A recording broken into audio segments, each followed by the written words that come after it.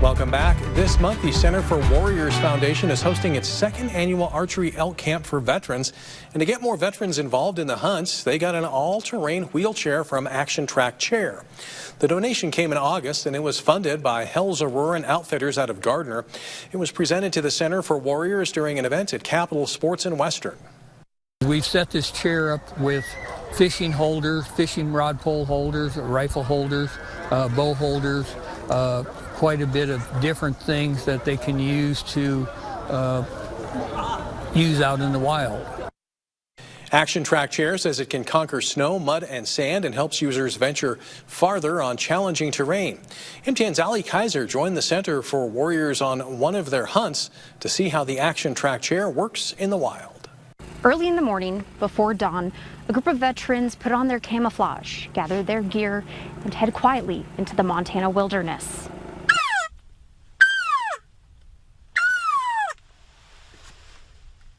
Over 30 veterans are experiencing the Center for Warriors Foundation Archery Elk Camp, which runs for almost the entire month of September.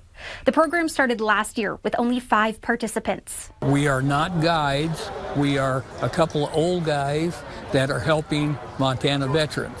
And it just started to mushroom out from where we started from. Dennis Burns is the camp manager for Center for Warriors Foundation. He says all attendees bring their gear, but the food, shelter, and hunting land are all donated through sponsors of the program.